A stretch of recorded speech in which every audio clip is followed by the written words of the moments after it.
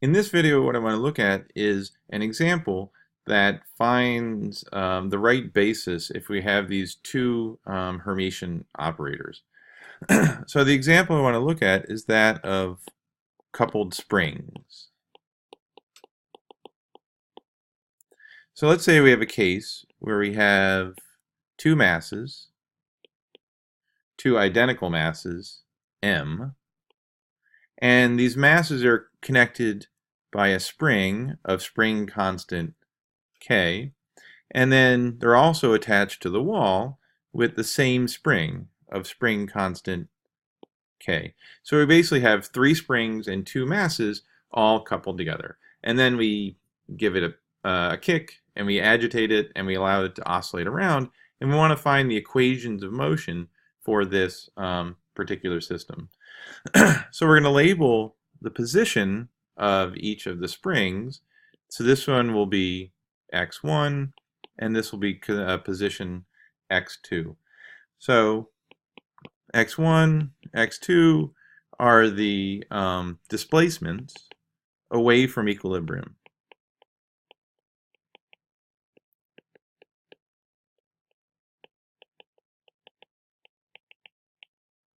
Okay, so those are displacements. So let's start with something like Newton's laws, and what we could write down are the mass times the acceleration. So I'll use Newton's notation of two dots above the vector.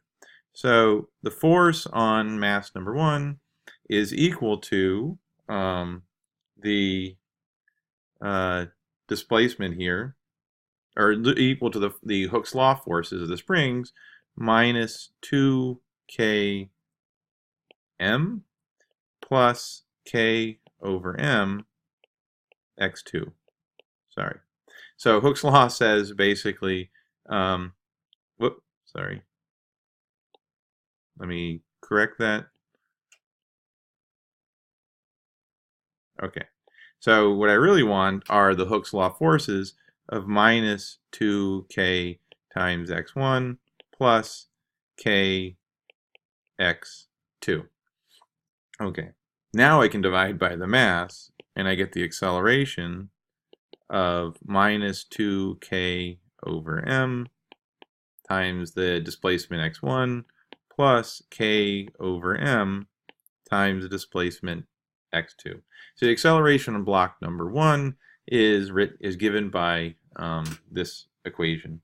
I can do the same thing for the second block. The acceleration for block number two is k over m x1 minus 2k over m x2.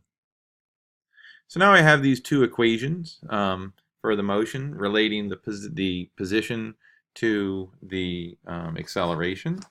I can actually write this down in matrix form, where the acceleration vector is this column vector here, and that's equal to a 2 by 2 matrix of minus 2k over m, k over m, k over m, minus 2k over m, times the position vector, this column vector of x1 and x2. So basically all I've done is reduce those two equations above into a nice compact matrix form. I could actually clean this up even a little bit more, or generalize it, by calling these matrix elements of our operator omega 11, omega 12, omega 21, omega 22, all multiplied times the vector for the position right here. Where basically omega 11 is equal to omega 22, which is equal to minus the spring constant divided by the mass, and the off-diagonal elements, omega 12 and omega 21, are equal to k over m. So actually, sorry, the previous one, the diagonal elements should be minus 2k over m. The off-diagonal elements should be k over m. And that allows me to now write down my equations in a single line, where I now have the acceleration vector with respect to time is equal to the operator omega times the position vector with respect to time. So now I have this nice single line equation which describes this coupled motion. Okay, but now what we do is, if you really want to solve this problem, is to pick a basis. So why don't we pick a basis? So our first attempt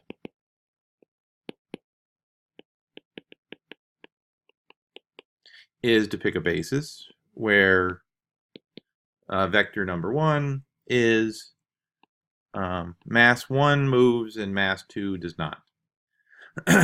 And vector number 2 is mass 1 does not move and mass 2 does move. So it seems like a pretty good, very simple basis to use. I can then generalize it to say the position x is the displacement x1 times my vector 1 plus displacement 2 times my vector 2. And then my general position vector, this column vector of x1, x2, is just x1 times the vector 1, 0 plus x2 times the vector 0, 1. So this is pretty good. We have a nice, simple picture. We can write it down in a compact form with these matrices and these column vectors. The problem now, of course, is that if we go back to our original equation, that the acceleration of object number 1 is equal to minus 2k over m times the position of mass number 1 plus k over m times the position 2. And so it's a coupled equation. So that means that, if object number 2 moves, then that's going to influence the motion of object number 1 and its acceleration. And then once object number 1 moves, it is now going to influence, through the second equation, the position or the motion of object number 2. So that's what makes it a coupled equation. It's two second-order differential equations where the results of equation number 1 up here are now going to be fed into equation number 2 in order to now predict the motion of number 2, which then feeds back into equation number 1, and it gets to be kind of a nasty problem.